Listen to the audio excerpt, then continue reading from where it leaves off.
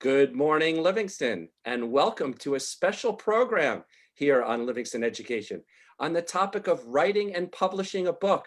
I'm Mike Raymer, and welcome to our all-star panel of Livingston authors, Jenny Wexler, John Howard, Good morning. Vihan Khanna, Elizabeth Weiss, Stacy Pink, and Jason Shapiro.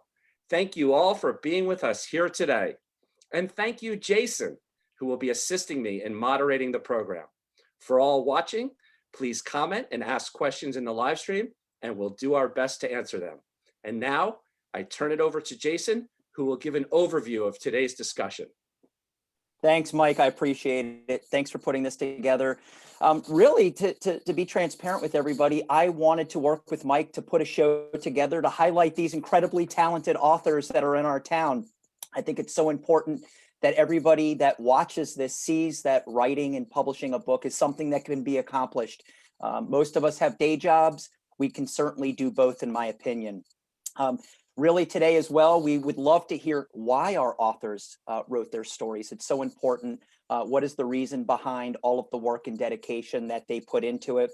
And ultimately, we all want to inspire somebody else out there to do the same thing. Now in the year 2021, there is so much technology and the processes are set up to where it is much easier to write and get your book published, especially from a self-publishing standpoint. So super excited today to have everybody join us. And I would love to kick it over to John Howard to walk us through a little bit about why he wrote his book, Rock My World. And actually before that, Mike, I'm going to kick it back to you. That's right, Jason. Thank you. So sorry about that. Before we do that, kick it over to John. Each of the authors, let's take a couple minutes and introduce yourselves and your books. So Jenny, you want to go first? Sure. Thank you so much for having me. My name is Jenny Wexler. My book is a young adult contemporary novel. It's called Where It All Lands, and it will be coming out on July 6th from Wednesday Books. They are an imprint of Macmillan. And this book follows three musically gifted teens. On the first day of band practice, two boys, Drew and Shane, meet the new girl, Stevie, and they're both immediately taken with her. They both want to ask her out, and they decide to flip a coin to decide who gets to ask her out. The book is told in parts, heads and tails, and it follows what happens in each of those scenarios. Where It All Lands is really a sliding doors-esque story that really explores first love, loss, and all the what ifs in life. Ah, great. Thank you, Jenny. John, do you want to go? Good morning, everybody. Yes. My book is called Rock My World. It's a memoir of the time that I spent traveling from 1981 to 1986 with some of the greatest rock and roll bands of that era as a concert merchandiser. Very cool. You'll tell us more about those bands as we go forward, right, John? Great. Elizabeth. Hi, everyone. I'm Elizabeth Weiss. I wrote a children's book called Mommy and Me, How I Came to Be. I am a single mom by choice, which means I had my children on my own, and I wasn't finding books out there that really told the story the way I wanted to explain our family structure to our children. So I wrote this book to help other moms like myself. Thank you, Elizabeth. Vihan. Hi, my name is Vihan Khanna, and I wrote What's Your Plus, which is a sort of a self-help book for college students and young professionals, which sort of gives tips for navigating college and also how to get into the real world post-college. That's great, Vihan. I'm sure there's a lot of excellent tips in there. We'll look forward to reading that. Stacy, tell us about yourself and your book. Hi, I'm Stacy Pink. I've been a yoga instructor since 2007. Briefly, I've taught children, I've taught adults, I've taught adults and children on the autism spectrum. I've taught special needs adults. I'm currently teaching adults dealing with brain trauma, but my love has always been teaching children. So I've written this book, Want to Play Yoga, and it's a compilation of what I do to create a class, because I noticed with all the trainings I've taken, I have my own style. And it's ideal for the parents with young children ages 3 to 10 who want to share yoga with their kids. It's also ideal for teachers who want quick techniques, maybe 5 minutes on how to get a class to focus, so you could implement these tools in a classroom. Thank you, Stacy. And Jason, tell us about your book. Yeah, so during the day, I am in corporate operations. At night and on the weekends, I absolutely love writing. So my first book I published was The Magic of Mayfair. Very much a Stand By Me vibe. Highlights my 1980s suburban childhood and then kind of dealing with adult regrets. Then I took a stab at writing my children's book, Brian, My Pet Lion. This is a story about overcoming fear and anxiety through the eyes of a child. And then my latest book is The Magnificent Mind of Ostaph. This is a book really about unconditional love. It's a story about sometimes the most unexpected people in the world are the ones that change it and make it a better place. So I've definitely been busy writing. So thank you so much, everybody, for letting everybody know a little bit about yourselves and your book. As I started to do in the beginning, because I'm so excited, I am officially this time kicking it over to John Howard to tell us a little bit about why did he write Rock My World? What drove him to do that? John, we'd love to hear about it. No problem. So I grew up in Livingston and I graduated out of Livingston High School. Always enthusiastic about music. Try to give you the Cliff Note version of this. I had an opportunity to travel with these rock and roll bands, and I analyzed how I was able to go from Livingston, New Jersey to this 5.5-year sort of like magical moments in time. So I tried to put it in words. I wrote 2 books. The first book is basically the gist of the book, because they're intertwined together, is how I was able to show my personal growth, and that if I can do it, anybody can do it, because I didn't have any particular skill sets. I learned these as I went about.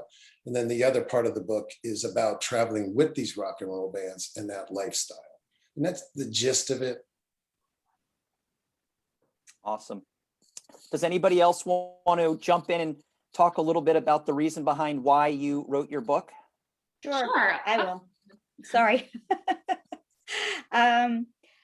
I wrote my book because I absolutely love to write. I've been writing my whole life, but nothing professionally.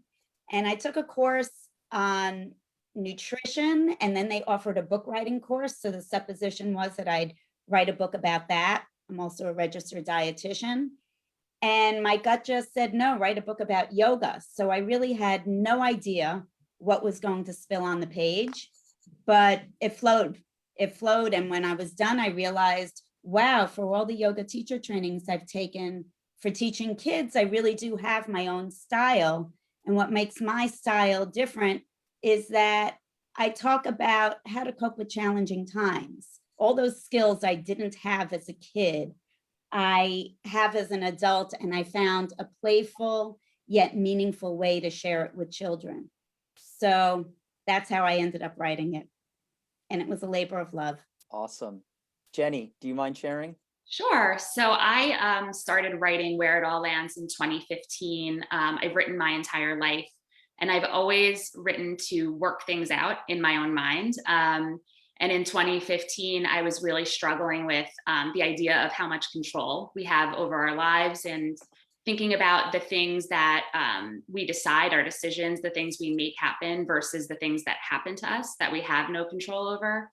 And I just started writing this story. It's also based on events from my high school that has kind of been in my mind since high school, and very much just writing to work things out in my own mind. Jason, I can Yeah, jump in please, there too if you Elizabeth, want. that'd be great. Yeah. Yeah, sure. So I obviously have a pretty niche market that I'm appealing to, other single moms like myself who had their children on their own, but I really saw what I thought was a need and I wanted to help fill it. I was buying book after book, trying to find a children's story that I wanted to read to my children that was relevant to our family. And a lot of them were wonderful, but there was always like one line or one concept where it wasn't the way I wanted to explain it. So I thought I would just kind of try and help out if there's anyone else like me that was struggling to find the right fit for their family. I decided to tackle the project. I'm obviously a single mom with 2 little kids here. They're 3 and 6, and I'm an attorney and I work in corporate America during the day. So for those wondering if you can find the time and do it, I was able to do this in the evenings and weekends, and it really was a exciting project and something to focus on and to kind of take on, and maybe we'll talk later, but I was doing this through and up to and in the beginning of the pandemic as well. So it was a nice focus on something positive and exciting. I love it. And before we go to Vihan, I love how you said there was a need to fill a gap or a need to fill a subject matter that you couldn't find out there. So I think that's great that you kind of highlighted that. I think that a lot of people come across that in their lives. They need a book or they need something to be able to share with their children or somebody in their lives, and they can't find it out there in the marketplace. So kudos to you for doing that. Vihan, talk to us. Why at such a young age did you decide to write and publish a book, which I think is amazing? Thank you. Well, I'm also a Livingston High School graduate, and I would say probably somewhere around the time of like freshman year of high school, I mean, I always liked writing, but around the time of freshman year of high school, I got into just like writing a lot of blogs online. And when I got into college, I found that there were a lot of these websites that allow college students to write and really give you a platform. And so I was writing for several of those websites. And there's this Georgetown professor, he's an English professor at Georgetown, came across my LinkedIn profile and saw this like writing that I had done. And he teaches this class at Georgetown where at the end of the semester, his students have a book that's like they've written an entire book throughout the semester. And he wanted to show that, you know, college students can write books. It's not that difficult. So he reached out to me in an attempt to, you know, expand his program. And so under his guidance a little bit, I wrote my book. And the reason why, you know, I picked the topic was as a, you know, I started writing it as a senior in college and I finished it 1 year after I graduated. But I really felt that there was a lot that I learned in college, but a lot of the books that I read that had advice for college students were either sort of gimmicky or they were from older people whose experiences might have been outdated. So I wanted to give, you know, college students a perspective from somebody who was, you know, right there. I love it. That's great. It's awesome. You know, one of the questions that I get a lot, and I'm sure you do too, is, you know, what's the difference between traditionally publishing a book, self-publishing a book? You know, it's exciting today. We have both. We have authors that have done both. So I'd love to first off, you know, Stacy, maybe you could give us a little insight from your perspective. And everybody, even though I think the process is the same, the experience is different for everybody. Right. So maybe we could talk a little bit first about self-publishing. I'd love to hear for people out there that don't know anything about self-publishing a book. Tell us a little bit about what that looks like, and specifically for you. Sure. I wrote the book. I didn't know anything, so there was a steep learning curve with everything I did. I didn't want to go to Amazon Create Space because I knew that was do it yourself. And I knew I needed a little bit of hand-holding. I did not know how to break into getting a traditional publisher. So I spoke to people. One idea was to send out letters, and that just felt overwhelming. I had just written a book and I wanted to get it out there. So a friend of mine recommended Lulu Publishing, and it seemed like the right fit for me.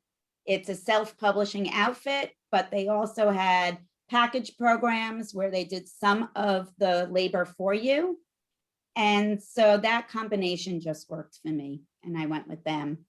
Now that I've published, I found out that their strength is illustrations. And being that it's a yoga book, yes, I have illustrations, and they do a wonderful job with them. I have my own illustrator, but their quality of paper, their quality of ink, it really is a quality product. That's great. And I think you hit on a couple great points there, illustrations as well. You know, when somebody self-publishes a book, you're almost, I think, kind of like a general contractor. You're managing the entire process, right? People think that perhaps maybe you just write the book, and there are vanity presses out there, vanity publishers that will do everything for you. But most people kind of take on all of those things, from finding an editor, a proofreader, a layout designer, cover illustrator. So just want to make sure everybody understands out there a little bit in depth around self-publishing. Elizabeth, I know you also had illustrations, an important part of writing a children's book. Also, what's very important, every word has to count, right? Sometimes people think perhaps that because you're only writing 500 words, oh, I could, knock that out. Very, very difficult, because you're held to a structure that you have to follow. Talk a little bit, if you don't mind, about your process, the illustrator, maybe some of the challenges around writing a children's book, or maybe it was easy for you, but I'd love to hear. Yeah, sure. Thank you. The initial story was the easy part. It's really the dialogue and the story I've been sharing with my children over the years. So it was interesting. The start was easy. I kind of wrote it down in like 10 minutes, 20 minutes, and thought, wow, this is great. It's going to be a quick, easy process. But I did get a different experience, of course. I was naive and new at it. But then as I progressed, right, every word became critically important. For me, I wanted to strike the right balance of, go tell your brother I can't talk. Sorry, guys. I had to strike the right balance of how much detail I wanted to include, what I didn't, and to make it age appropriate. So I was very intentional and careful in what words I was going to select and what words I left out of it. I wanted to leave a lot of room for parents to choose how they wanted to share their story. So there became a lot more editing towards the end, when I really came back to the words to make sure they were exactly right for the message I wanted to convey. But for me, the hardest part was the illustrations by far. That was a real challenge and experience. I've spoken to some other authors ahead of time, and I did decide to go with self-publishing from the very early stages. So I used outsourcing, and we're hiring different illustrators through different websites and service providers like Upworks and some others. But I learned, I tried to do this without expending too much money, since this really was a labor of love and a service, not intended to be a real profit generator. So I was trying to do it without expending too much money. And I'm sure there's a lot to be learned about the more you spend and the quality and finding the right people. So I did switch I switched a few times. I would have one person hired to do the illustrations. We went as far as we could together. And then I realized, I think I need someone else to take it to the next level. So that was by far the hardest challenge. There are a lot of illustrations in my book, and I wanted to make it just right for the readers. No, that's great. And I think, to your point, finding the illustrator, I think any children's picture book author will tell you, or anyone that has illustrations in there, the illustrations are just as important as the words are, and it's got to fit. Everything's got to gel and fit together. And a lot of times that can be difficult. And to your point, it could be almost kind of an interview process where you get samples of people's work, and they may be great illustrators, but it doesn't fit what you're looking for. Can And I one add other something? thought that I learned, sorry, 1 second. And one Yeah, other thought I sure. realized was, when you're doing a children's book, you're not just writing for the children. And what would the children like to see? The parents are the one who are going to decide and buy the book, Mhm. depending on the age of the children. So I was trying to look through all the children's books we had here. What did I like? Some of the ones that I liked the best, my children never wanted me to read to them. So it wasn't appealing to them. So I also had read and learned about how you really need to appeal to both audience when it's for children. Great point. I just want to add to that, because I loved what you said about every word counting. I found it took me 6 months to write my book. It took me 6 years to edit it. I work as a yoga instructor by day, and my children were growing up as I was doing this process, so I didn't have a lot of time. But as I culled through it, it became more and more succinct. And now it's to the point that you read the book, and it makes you question, makes the reader question, do I agree with this? How would I implement this? How do I see this topic? Without leading the person to tell them what to think. And that was a big transformation in my book. But to your point about the illustrator, this is not a children's book. This is an adult book on how to teach yoga to children. And when you share the yoga, that's where the playfulness with the children comes in. So I was striking the right balance of making it playful. I'm also very playful, but making it serious because it's for an adult to read. And I had to find the right languaging that was simple so that a child could understand it, but held the interest of an adult. And illustrators, I started looking online and I couldn't figure out who to choose. So I'm giving a little plug here. My illustrator is a Livingston resident, Maria Gronowska. She's studying art in school and she did a phenomenal job. My daughter and Maria were friends growing up, and I remain friends with her mom. And I reached out to them. She was delighted to help me. And I think she did a fantastic job. Great. That's awesome. Thank you for sharing. Sure. Vihan, talk a little bit about, from your perspective, what stood out? What do you think, you want people out there to know in regards to self-publishing your book? So in regards to self-publishing a book, I would say, if you have something that you want to write, just go for it. I had so many people that told me, why are you writing a book? You're probably not going to get picked up by a publisher. And I said, I can self-publish. And they said, well, you're probably not going to sell a lot of copies. And I said that, my goal is not to make a lot of money off of it. The goal is to help people. So going around and talking about the lessons that are in the book and just, if I can even help one person, then I know I've made some sort of difference. But, going back to self-publishing, I found that, so the difference between like self-publishing and traditional publishing is that with traditional publishing, they're kind of, the publisher is sort of helping you design your cover and edit your book and format everything, while self-publishing, you're doing all of that on your own. And I was lucky enough to have people in my network. Like I had a friend who designed my cover for me, who's into graphic design, and I had family members who sort of did the read through for proofreading before, before it was finalized. And I reached out to a writing program that I went to, I think back when I was in middle school, and asked if they knew any editors, and they referred someone to me. So just, you can find a lot of people in your network who can, help you get to the finished product. You bring up a great point, Vihan. I always say there's a difference between being sloppy and scrappy. And a lot of people think that you have to be perfect when you do something in life. And people are on budgets, limited resources. So to your point, do you know a proofreader? Do you know someone that can do cover design? Do you know somebody that can be an illustrator? You can only do the best you can do. And I just implore everybody out there to understand, you don't have to be, yes, you want to strive for perfection. You want to put out the best products you can, but sometimes people are very limited in what they can do from a financial standpoint. And it can be very expensive, I think, as we know. So thank you, Vihan. That was great.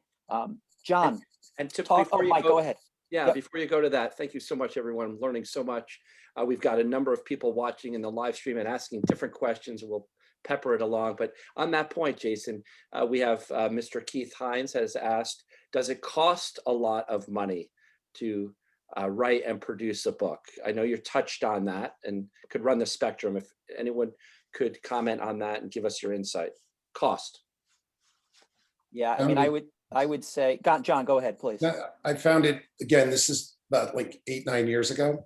So things were in its infancy, but using someone like BookBaby as the vehicle to get the book printed, I found it to be at a really reasonable cost. They didn't pigeonhole you into buying a boatload of books. You could start out and see how it was going to work. And then again, you didn't have buyer's remorse or spend more than you thought on a project that, like everybody else has said, I'm in the same boat. It was labor of love. It really wasn't about the money or, if all that happens, wonderful. But the gist or the core of what I was going for was to get my message out that if I can do it, you can do it. Yeah, that's great.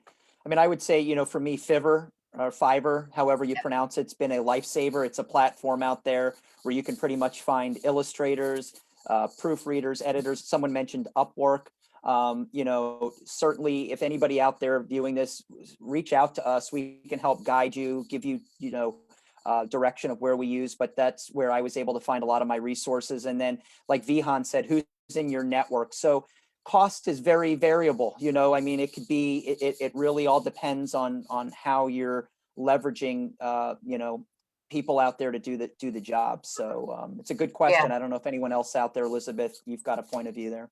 Yeah, I was just going to add and agree. It can be very affordable, I think. I was surprised. I really went with how little money can I spend to get the product out there I want and see where it would go. So it can be absolutely very affordable doing it yourself. I use Fiverr and Upwork for my illustrations.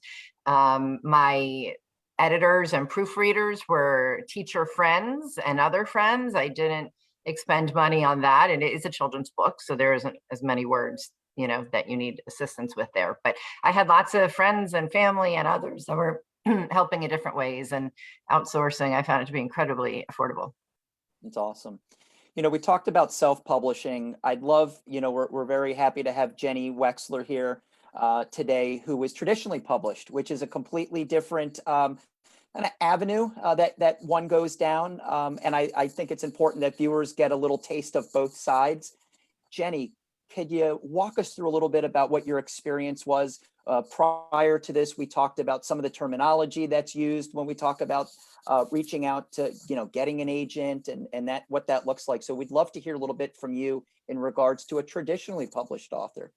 Sure. So I can only speak to fiction because that's what I write. Not nonfiction is a bit of a different animal, but I started writing this book, like I said, in 2015. And I started querying it. Querying means reaching out to literary agents with a manuscript package. So that would be a query letter. They usually request the first 10 pages or the first chapter of the manuscript, and sometimes a synopsis of the entire novel. But I had the entire novel written before even approaching agents, which I would recommend. And for me, it was a 2-year process of querying agents after writing it for about 2 years and revising it based on feedback. And I got 2 agent offers, which was really exciting. And there's a lot of ways to find an agent. There's different online resources where you can see all the different agents and what they're looking for. There's something called Manuscript Wishlist, where agents will put up all the different genres and types of projects they're looking for. So I had a huge Excel spreadsheet of all the agents that I thought would be a good fit for Where It All Lands. And ultimately, a friend had passed my manuscript on to another friend who passed it on to my now agent. That was one offer I had gotten. And then another offer was through a contest on Twitter called PitMad, where you pitch your book in Twitter. Really not a lot of characters to do that. And then if agents are interested, we will like it. And then that's an invitation to query them. So once I got an agent, I revised the book with her, and then she went on submission with the book to various publishing houses, and then we got an offer, which was one of the most exciting moments ever. But yeah, it's a lot of work, and it's a lot of rejection and perseverance and revision and keep going. And if you're interested in traditionally published, please feel free to DM me and ask any questions, and keep going. I would say if you feel like you have a really compelling story and you believe in it, just keep going and keep trying. Yeah, that's great. Thank you. And, I think it's important for viewers to know out there. I use my example all the time. I was able to sign a contract with an agent for one of my children's picture books. And I tell the story on how subjective it is and how thick-skinned you have to be, because the same day I signed a contract with an agent, I got a rejection for the exact same book. So to Jenny's point, when you query an agent, thick skin, you can't take what they say. You have to kind of take it with a grain of salt, because if you believe in your book and you believe in what the message is, keep pushing through, because eventually you will find somebody that you connect with. I always look at it from the right person comes along at the right time. So thank you, Jenny. I appreciate that. John, talk a little bit too. We'll bounce back to self-publishing. What was it like for you? Everybody kind of gave their perspective on, I know it was a few years ago that you did it, but for viewers out there, what do you want them to know about some of the self-publishing things that you went through? Mine's a plethora, of course, of what everybody else has said. So the basic part that I found was like what you had just said, Jason, and everybody else has said, the rejection. When you write the book, I wrote a memoir, so it's a personal story. I'm exposing myself. It's something that took place in my 20s. It's in a 5.5-year time frame. And just trying to get the story out to the book agents and making that happen, that was an incredibly challenging situation. It was 10 years ago. So all of the vehicles that you're all talking about really weren't there. They were in their infancy. And really what I'm trying to say, the gist of it is just stay the course. If you believe in the product, you believe in yourself. And then it boils down to like 4 or 5 skill sets that I've used, that I feel that, speaking for myself, that have allowed me to succeed. And it's basically, all right, I've got this game plan. I desire to get my book out there. And then I'm going to have a plan and a strategy. I've got the self-belief. How much am I willing to give to get? How long am I willing to persevere? God willing, in the end, it's all going to manifest.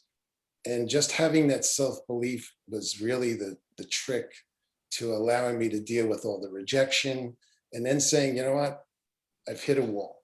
I've got to re-strategize. I got to make a new plan.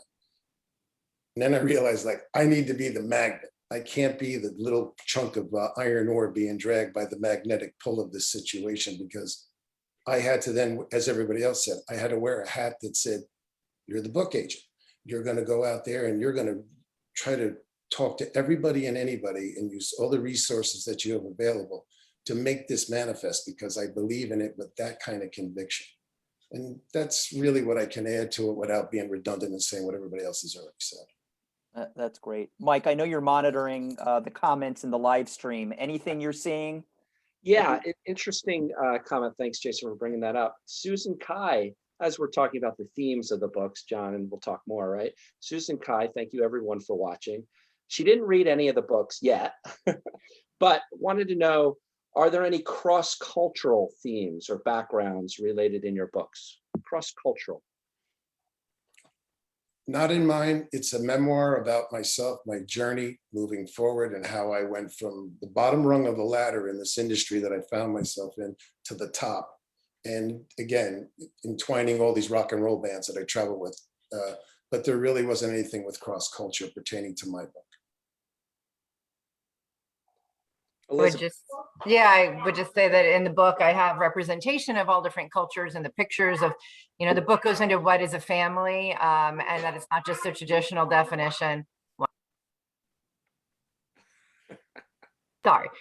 So in the different illustrations of what does a family look like, and how it doesn't only, not only defined as a mommy and a daddy and the kids, it has representations of, different characters and family members from all different cultures. And hopefully it's appealing across cultures. I've had the book purchased, in different countries around the world. It's universal in its message.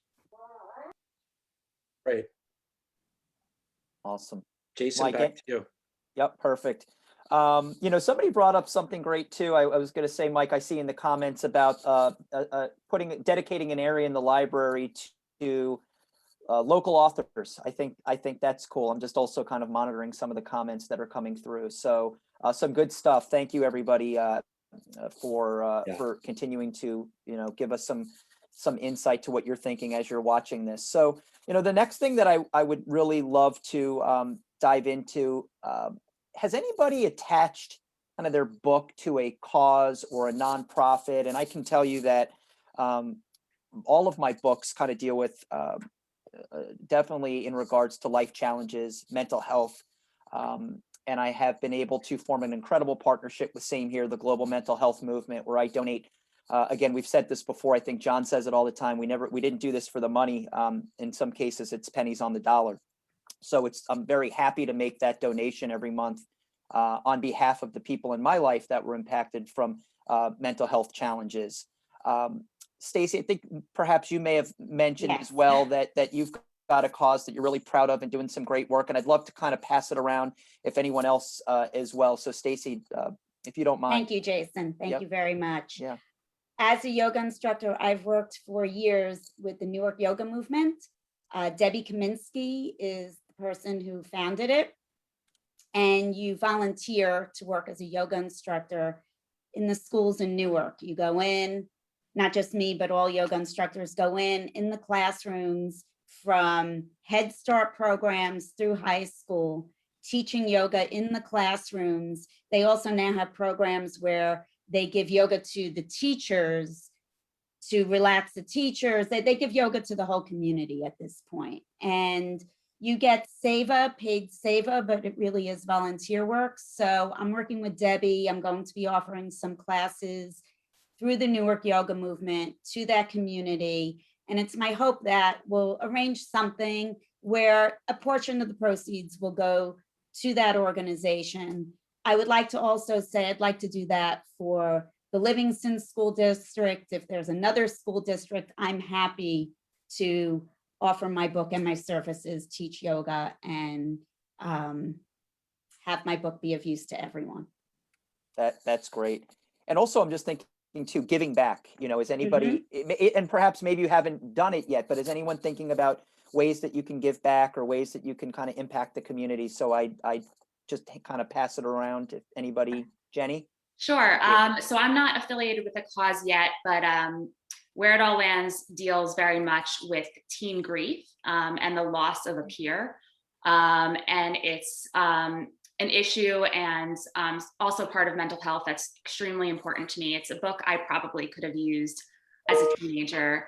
And again, just like Stacy said, if any of the schools are interested in me coming to speak about the book, I mean, it's not out till July, but next year, I think it's a really important issue to talk about just grief in general for our teens and how you can deal with that, I think is really, really, really important. That's great. And you bring up a great point, Jenny. I've been very fortunate. I read my book to several classes at my children's elementary school. And I will say that the principals in town, at least my experience, have been very receptive and welcoming. And I think it shows the students, excuse me, at a young age, again, like we've said, you can do both, right? You can do your passion project and also kind of aim towards a career.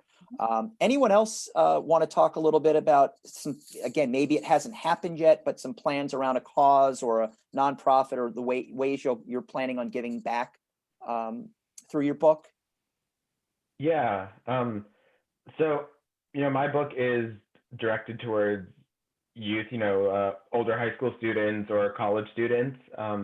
And so part of that, I had the opportunity to go and speak to an English class at my high school and give them some of the lessons that I wrote about in the book. And beyond that, I, like to work with youth and help them. So, as a kid, I was a Boy Scout. And so I'm, very involved with the Boy Scouts now as a adult leader. I'm now like the Scoutmaster of the troop that I was in as a kid. So just however I can give back and help these kids. So important, Vihan. Thank you for mentioning that. Making a difference in someone else's life, giving back, I think is what we all really strive to do. Does anyone else have anything they wanted to add to that specific area? All right, great. The next thing that I would love to talk about, and I know, Mike, you kind of keep us honest on timing here. So I want to just make sure that everybody has an opportunity to talk a little bit specifically in regards to, we dabbled initially around kind of the cause, but what are the tips? Like, I think it's very important that because we all go through, yes, self-publishing, traditionally publishing in general is steps that you follow. What tips do you have? Something perhaps that you are going to save somebody a lot of time by you letting them know this. John, anything that words of wisdom, tips that you could share with the viewers out there? Sure. I'm going to more or less sort of be redundant and repeat, but to me, it's like, look at it like it's a recipe, and that you're going to basically, you have this desire, this goal, and you want to achieve this at any cost. And then you got to tell yourself, can I or can I do this?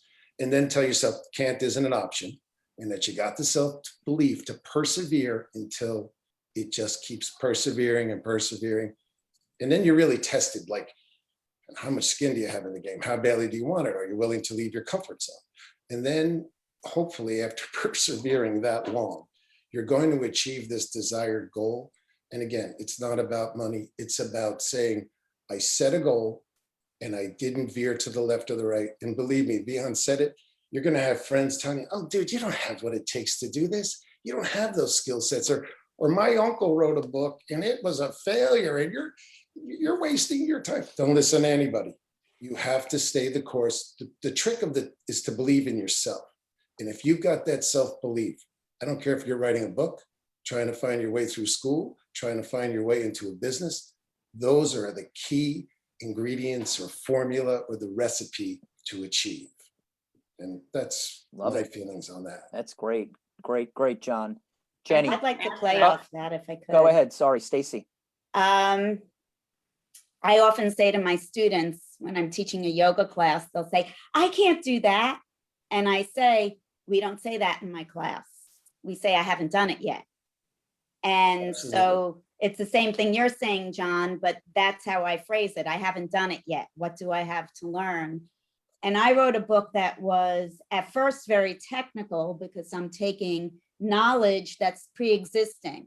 So I had a lot of fact checking. I had to make sure that I wasn't taking someone else's material and presenting it as my own.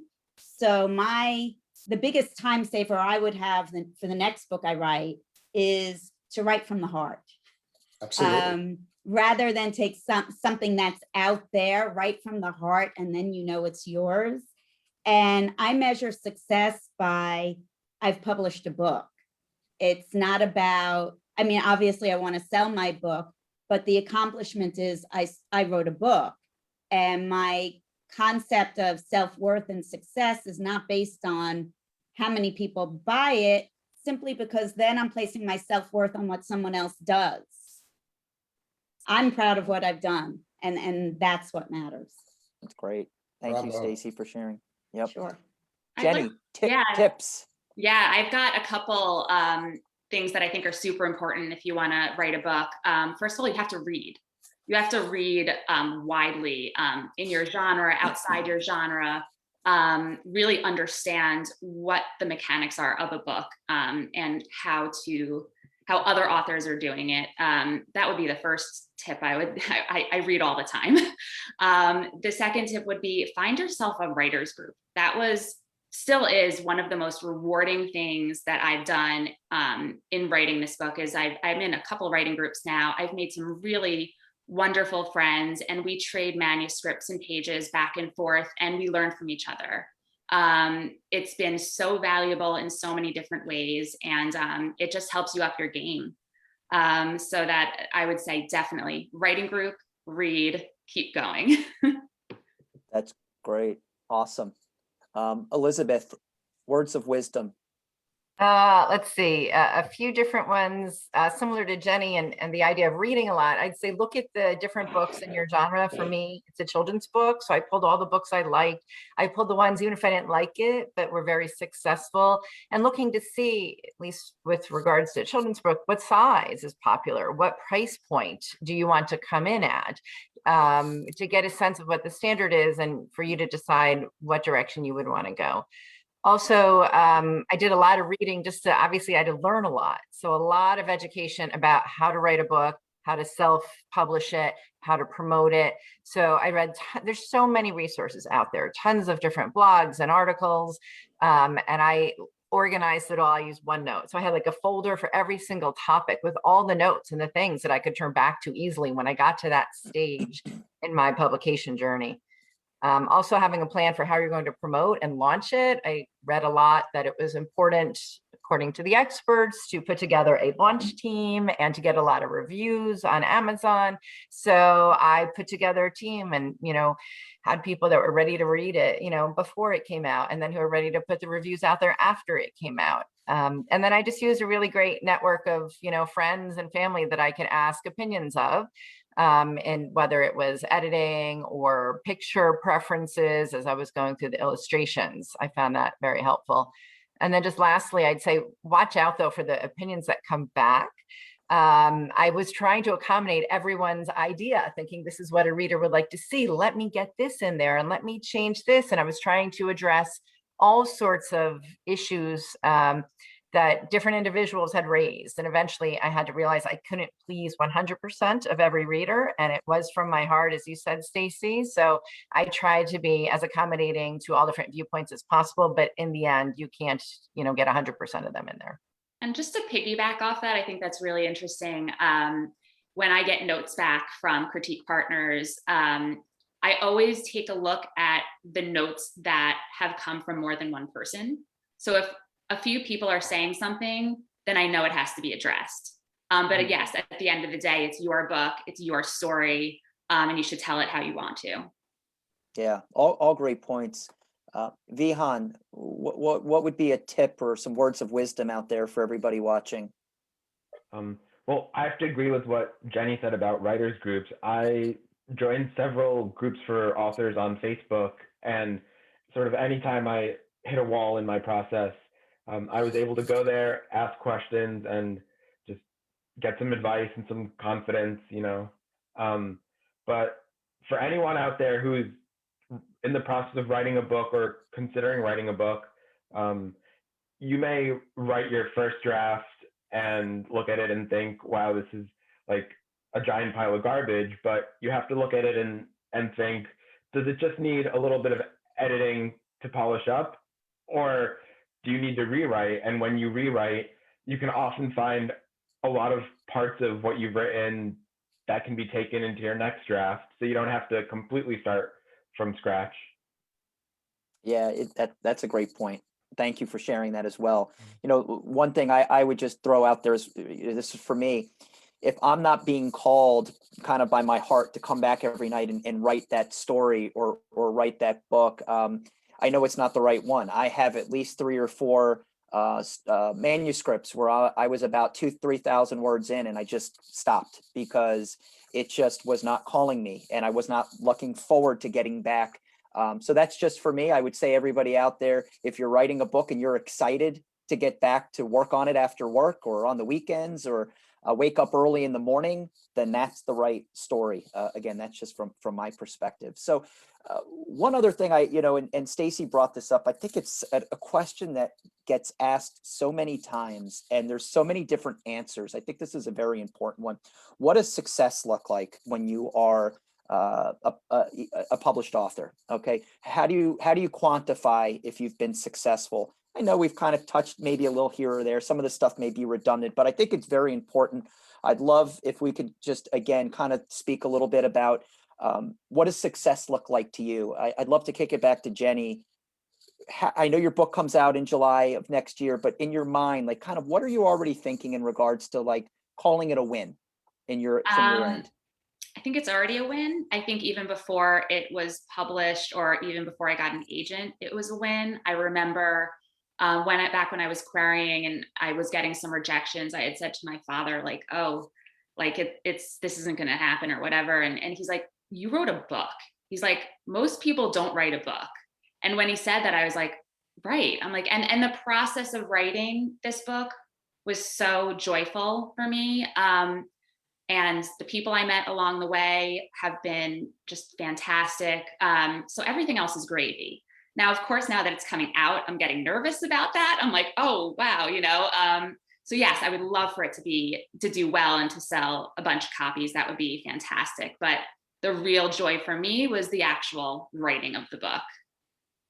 That's awesome. Yeah, I concur with that 100%.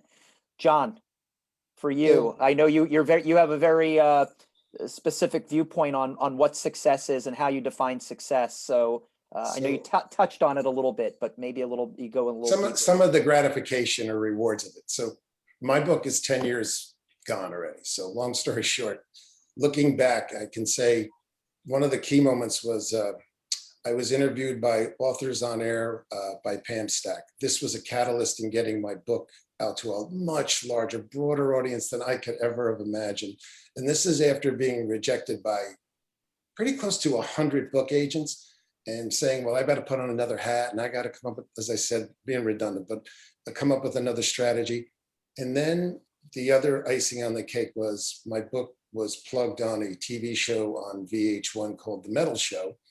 And this little 15, 20-second plug took the book to a whole nother level. And I said, I only owe this to myself due to the perseverance. I didn't have a book agent. I had nobody in my corner.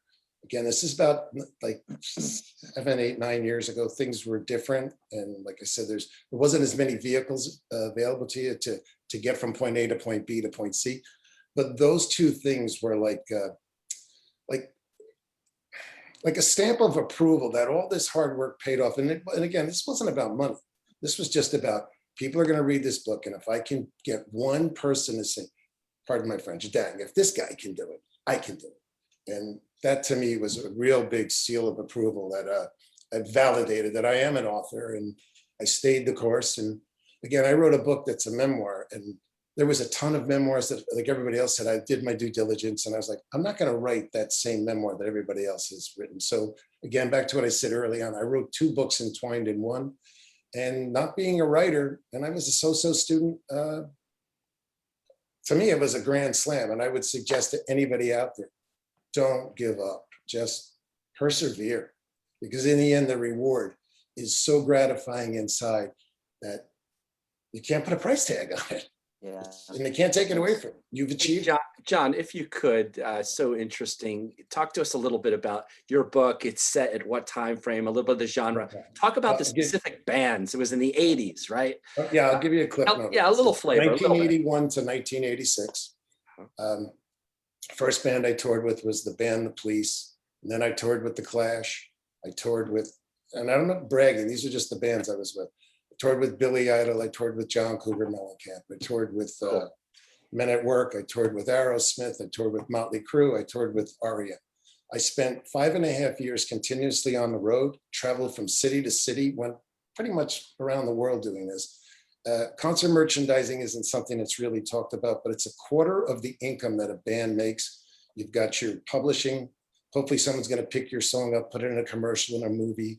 You've got the concert revenue, and then you've got the t-shirts, and those things are like critical to what makes a band success. And then the sale of records, because back then there were records and CDs. So to me, it was just an unbelievable experience that I was a kid from Livingston, and the odds of me succeeding at this were like, I had a better chance of getting hit by lightning. I really did. I had a better, or winning the lottery. It was that staggering of like, I was on the bottom rung of a ladder, but I was so driven. Guys that were more proficient at it, it didn't matter. I was like, not that I ate them up, I just was driven. I didn't care. I knew I wanted to get something out of this. And I visualized myself getting from A to B. And that was a big thing, having these visuals of, wow, I want to do this. And I don't care if I've got to think outside the box, or it's getting tricky. Like tricky, the more I was forced out of my comfort zone, the more I achieved. Awesome, John. Awesome.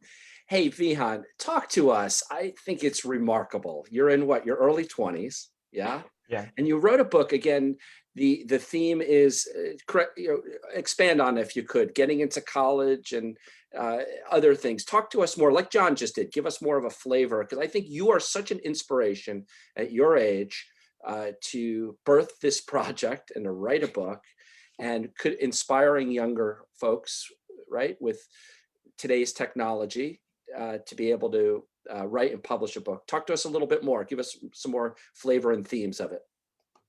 So my book, What's Your Plus, is about finding that thing that makes you stand out. So it's more for college students because that's what I was at the time. So writing from my own perspective, and I sort of posed the question, if you're applying for a job and everybody who's graduating from your program is applying for the same job. What's that plus that you have that makes you stand out to the employer to have them hire you over anyone else? And so I talk about some tips for navigating college, making the most of your college experience, because college is expensive.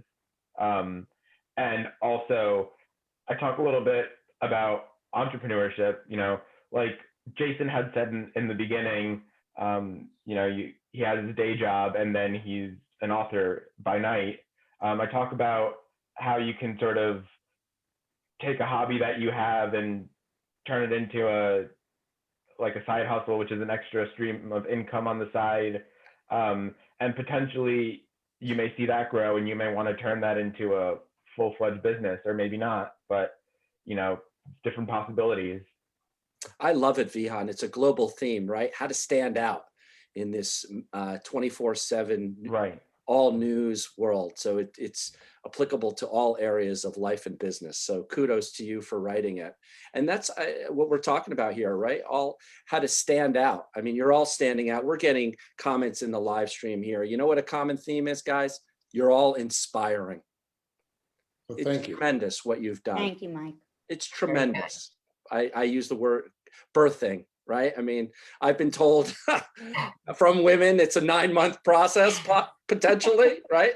So bravo to all of you for taking on these projects. I'm curious, have each of you written one book? Jenny, I know you have your first book coming out. John, I know what I've said repeatedly, Jason knows, he's prolific. He's like banging out these books. I think it's tremendous. And I've read a number of Jason's books. I would love to read some of yours as well. But who else has other books in the pipeline or ever thoughts of other books? So Stacy, you have yoga. Is that your first book? This Yeah. is my first book. Yeah. And I'm in the process of writing 2 card decks. There'll be about 30 cards each, inspirational card decks, motivational card decks. One deals with depression and how to draw yourself out of that. Life has its challenges and many of us struggle. Many of us don't want to admit that we're struggling. So it's just a upbeat card deck to just brighten your day with easy to use steps of how to achieve a better perspective or a more optimal perspective. Then the other one is connecting with your heart center. I call it Heart Whispers, about what is your truth, what truly guides you in life. So I'm working on 2 card decks. I also have ideas, and I'm going to talk to some people in this group about writing fiction. I'm an avid reader. I love everything from children's literature, very little, to teen literature, to adults. I'm constantly reading. So with all the genres I like, and I'm passionate about writing, yes, I'll be writing for many more books. Awesome. Look forward to it. Elizabeth, do you have more in you? Is that what it is, guys? You have books inside you and it's coming out, whether fiction or not fiction. Elizabeth, talk to us.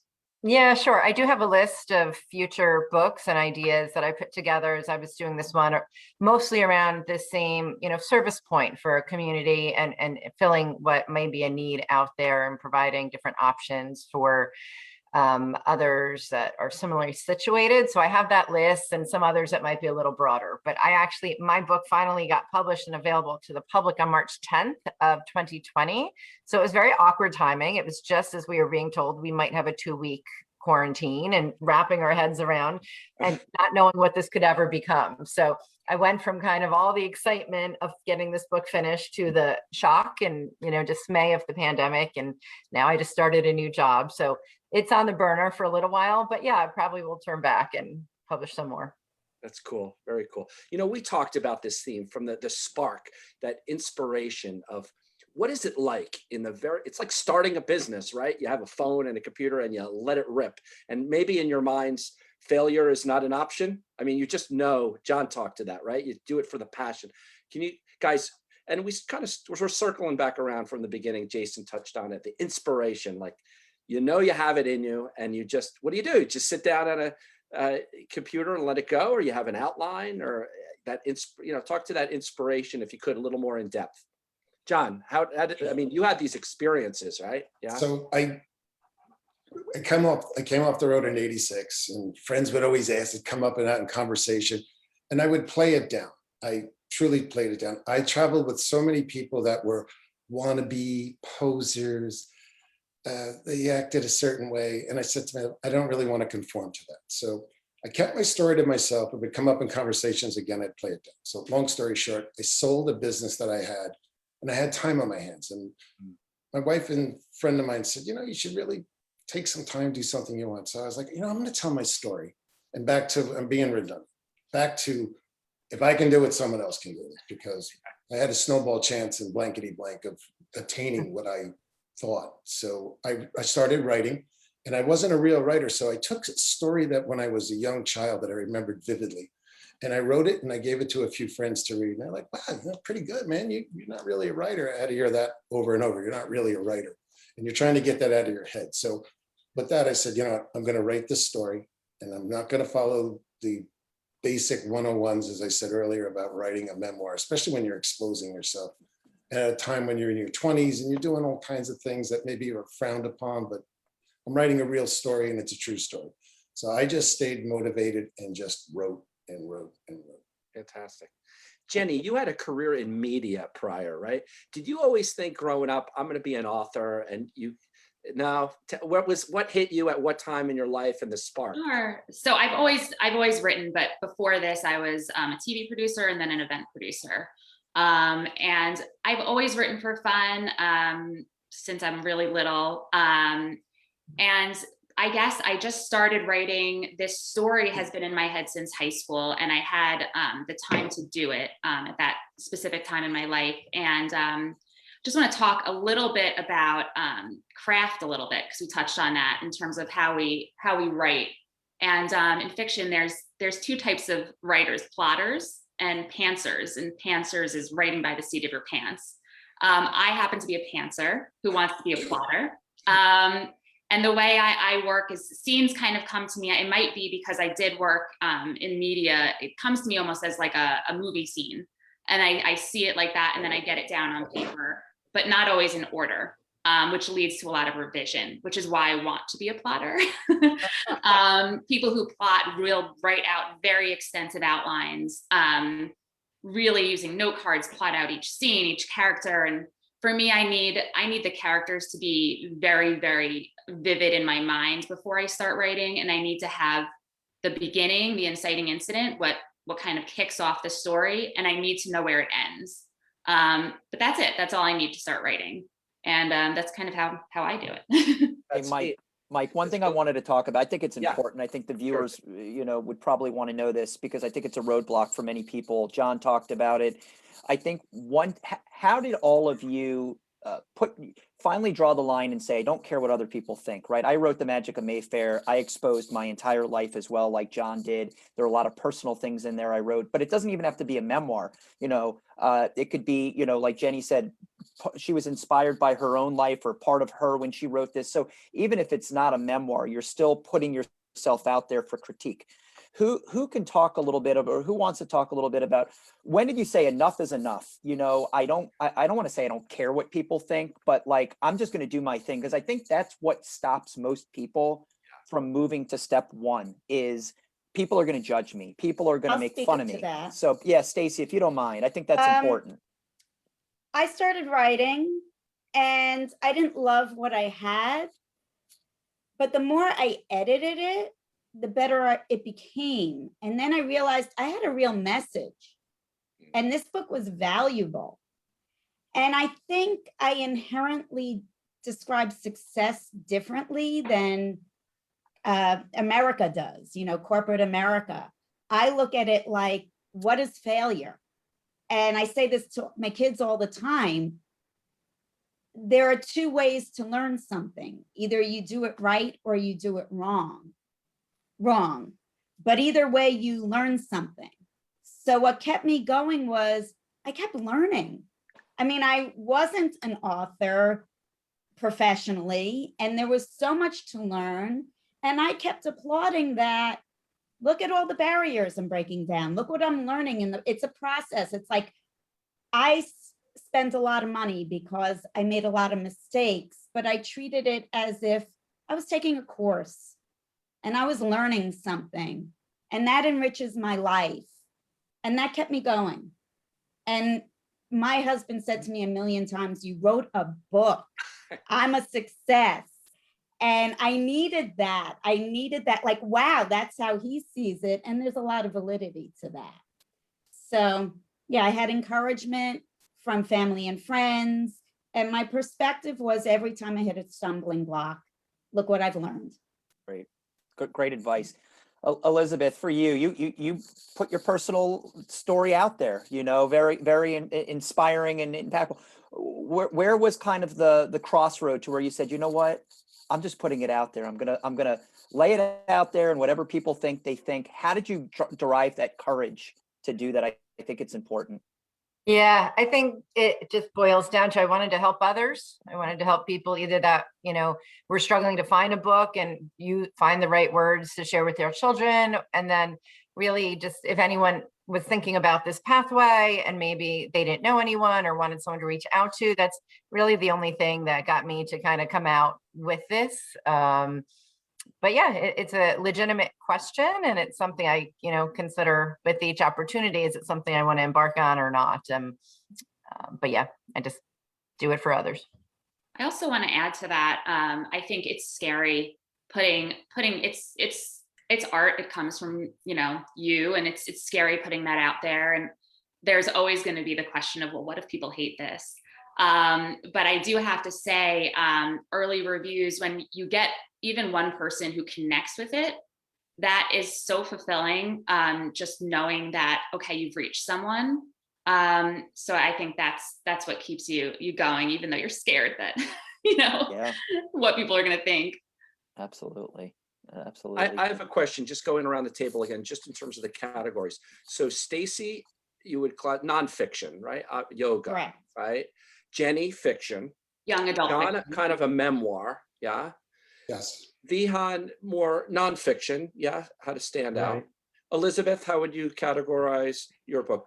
That's a Nonfiction? good question. Yeah. I had never really thought about it. I guess it counts as fiction because it's fictional characters and storyline, but it's absolutely about, you know, real life and, you know, how some families are put together. So Yeah. And Jason, your books are sort of a combination Yeah. in many ways. They're based on your experiences, but in a fictional. Yeah, I would say realistic fiction. Yeah. My latest book, Magnificent Mind of Ostaf. It could all happen. It's, you know, it's fiction, but it could happen. So Yeah. So my next I don't- question, yeah. Sorry to interrupt you, Jane. Yeah. My next question is, for the nonfiction folks, do you guys ever think of, hey, maybe I could move this into a screenplay and maybe a movie? I mean, how cool would that be? Is it possible to do that? Have you heard authors doing that?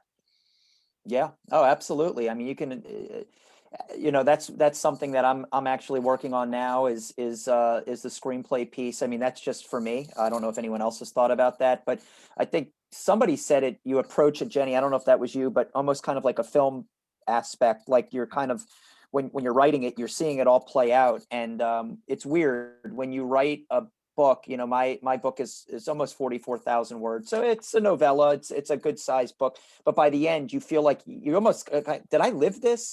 Was this really real? But you see it all play out in your mind. So for me, Mike, it's a good question. I definitely think that it's something I want to explore. Yeah. But great question. Anyone else out there feel that way? I would say if that ever happens, you'd all probably hear me screaming from inside my house all over Livingston. So, Yeah. Or even a documentary like John's, right? Could be a really cool documentary. So there's lots of different avenues. this is not at all as grandiose an idea and dream of that is, Mike, but it does just remind me that there are other avenues to put your book out there. Like I did an ebook as well. I didn't really know or expect there would be a large volume of people, though I guess for some families, they use ebooks for their children, but I just had read and believed it would make a more professional appearance if your book is available both in paper and ebook. And now I'm looking into an audio book for, you know, that as well. I had filed for a DBA, doing business as, to create a business name, also to make it look like a more professional, established publisher. So there are those other avenues, just to remind anyone that's considering it, that you can do somewhat quickly and without a lot of expense as well. So these are great points, Elizabeth. And guys, we're about an hour and 5 minutes into it. We have, let's keep going. But we're talking about, Jason, again, thank you so much for moderating. And guys, so much valuable information here. We talked about the inspiration. We talked about the writing process. We talked about the publishing. But you all are now kind of in a marketing mode, right? Correct me if I'm wrong here. And there's different interesting, creative ways to market. Elizabeth, you're just talking about touching on an ebook. Talk to us a little bit about that. Have you had interviews with media? What are some of the, I know Jenny, your book's coming out. You said, what is it? In July 6th. Yeah, and John touched on this as well.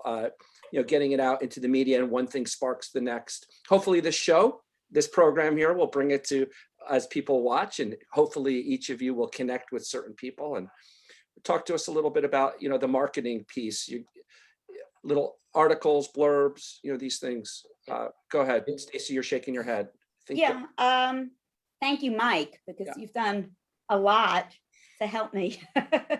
I kept my audience involved the whole process through putting my book together.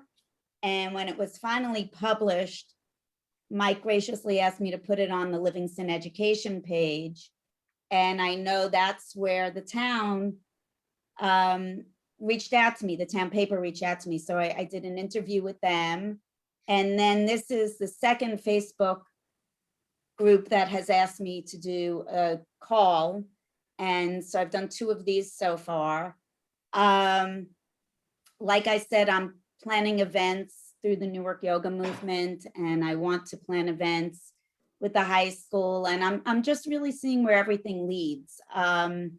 As someone that's simply just focused on getting my book out there, I'm learning as I go. I'm going to be working on putting together my ebook. It's all connections. Like you said, one thing leads to the next. Yeah. And do you each all have your websites? I know some of you do. And Vihan, tell us about that, some of the promo things you're doing. So, beyond speaking here on Facebook, and like I said before, going and speaking to my high school English class,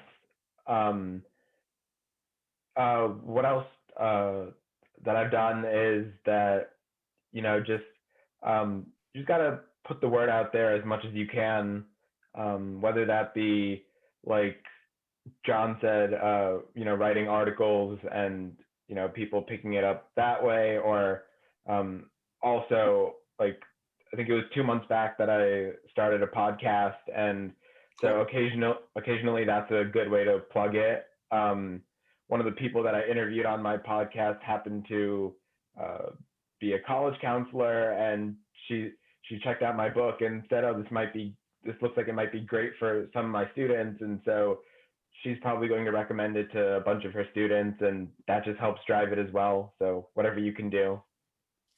I would say for me, I've connected with a lot of book bloggers over Instagram or Twitter. Pretty active on both of those platforms. I've also connected with independent booksellers, and I hope to do, so look out for it, a pre-order campaign a little bit closer to publication, where I'm gonna be giving out some goodies and potentially signed copies, and hopefully a launch event in July when the book comes out. I'm hoping to pair with a local indie bookseller. So all that fun stuff is, I say with marketing, do what is fun for you. If you enjoy it and it's fun, then do it. And stuff like this, any kind of talks or panels are great. Yeah, Mike, one thing I'd add too is, leverage technology, Instagram. You can actually reach out to influencers, like Jenny said, celebrities. One of the highlights for me was Brian, My Pet Lion is about a child overcoming anxiety. So immediately when I was done writing it, I said, I would love to have Ricky Williams, who's an NFL great, Heisman Trophy winner. He had his bouts with anxiety on and off the football field. I reached out to him on Instagram. I sent him a message. He wrote me back. He said, get with my manager. Lo and behold, he endorsed my book. So I've got Ricky Williams holding up Brian, My Pet Lion. He read it, he loved it, he talked about it. What a better, not a better match in my mind with somebody that struggled with anxiety to the point where he was wearing his helmet for interviews because he just could not be around people. So think outside the box. I always say to people, you'd be surprised by just, again, you can't feel like you're going to be rejected. I've reached out to a lot of different celebrities, and so I've heard from some and some I haven't heard from. So think outside the box. Crazy things can happen. So Elizabeth's raising her hand. Yeah, Anything I you was want to gonna add? say, I have a list of celebrities and different talk show hosts on my list that I plan to reach out to, but I hadn't gotten there yet. But some of the things I did, as I mentioned earlier, I had a launch team. So I kind of reached out to other people that I knew would be interested in the book to say, share that I was writing it and ask if would you be interested in a free advance copy in exchange, possibly for an honest review. You can't require it and you can't tell them it has to be a positive review. But I did a lot of that. So I had a lot of reviews up and running on day one of the book launch, which I thought would be important. I also reached out to someone that would be notable and well-known in this genre and area. So there's a woman who created a global organization in this area. So I reached out to her and asked if she would be interested or willing in writing a book blurb or review, either for the back cover or that I could share online. So I obtained that as well. And then I did participate in an online interview by someone that has a business, that this was a topic of interest. So I did that as well. And there's different Facebook groups that I'm part of that I was able to try to share the information about, though there are a lot of limitations I found on self-promotion for most groups like that, which was a real obstacle that I hadn't anticipated. But I also did a live reading of the book that was very popular during the beginning of the pandemic, especially where I could offer that, to the community, that I could do that as something to entertain the children as we were all in the beginning stages of the lockdown. These are all great points. just Very wanna add to creative, that. inspiring, like Jason was talking, connecting with celebs. Hey guys, again, you are all inspiring, and it's impressive. I mean, what's the percentage of the population that's written a book? I don't know, less than 1%, huh? And I've run conferences and events, and when we look for keynote speakers or others, they'll send in their books and get on a speaking tour if that's something you have time to do, right? Because you're really a subject matter expert. That's what goes on there in terms of people's thoughts. So. Wonderful again for everyone to be here. What other topics you have, Jason? We have about 15 more minutes. Anything that is or on your minds that you want to talk about? I think Stacy, you had something you were getting ready to say. Yeah, I just wanted to add that I also have a yoga teacher training. It's short, it's about 12 hours. And it's for someone who's maybe a yoga instructor for adults who also wants to learn how to teach yoga to kids, or it's for the parent that just wants a simple training. 12 hours is not a big investment. And if you are a yoga instructor already certified or registered with the Yoga Alliance, you do get 12 hours of continuing education credits. So that's something I'm offering. Great. Interesting. One thing I'd love to, as we kind of prepare to wrap up a little bit, where can people find out a little bit more about you? Whether it be website, Jenny, I know you're very active on social media. John is very passionate about blogging. Where can people find out more about you? Vihan, if somebody wants to connect with you or again, find out more about your book, what's the best avenue? Yeah, you can find out more about me. My website is vihankhanna.com, or I'm also pretty active on like Facebook and Instagram. So those are good ways to reach out to me. Great. I John, went what with a about you? Facebook site for the book, Rock My World, and that was a great catalyst. Again, as you said, Jason, blogging, because this was also 10 years ago. There were just so few avenues, but I would say to you, use the internet as your like gateway to everything. Instagram, YouTube, anything and everything, because it doesn't really cost much other than the due diligence and the time to create good content. And that's just what I would say pertaining to getting it out there. Awesome. Jenny? Sure. So my website is jennywexler.com. I'm on Instagram at Jenny Wexler. I'm on Twitter at JenWex. My book is on sale for pre-order at, Indigo, Barnes and Noble, Bookstop. You can just, if you Google it, you'll see it. Yeah, you find me. Awesome. Awesome. Stacy. I'm to be found on Facebook. Yoga Blossoms is my company name. And my website is yoga-blossoms.com. I will post, and I have been posting short videos of me teaching yoga, implementing what's in the book. So that's always interesting to see. And from my website, you can join a newsletter or just email me any questions. That's great. Elizabeth. I have a Facebook author page, and there's an Amazon Author Central page, and that's it. Great. And if anyone's interested in finding out more about me, treemouthbooks.com. I've got everything kind of packaged there. So Mike, what else did you have? Any other Yeah. specific questions before we wrap up? You guys can all check out the live stream at the end and answer the questions to people. We've asked a number of them. I want to again thank you all so much for being a part of this. You're inspiring, sharing with the Livingston community what you've done and what you've accomplished. Kudos to all of you. Wonderful learning about you and the process in your books. I wish you all the best success. If there's anything I can help you with in the future, please message me. Jason, thank you so much for moderating this. It was sort of your brainchild. You started the Livingston Authors Group, right? And brought people together. So appreciate that. My pleasure. So guys, we're just gonna chime off here and sign off. And I thought it would be a cool photo op. If you raise your books, show us what you've done. Amazing. Bravo to all of you. Awesome group. Thank you so much. You guys are amazing. Thank you so Thank much for all your you. time. So Thanks for having inspiring. me. Thank you. Thank you, you, Mike guys. and Jason. Our Thanks, pleasure. Jason. Have a Thank great you. day.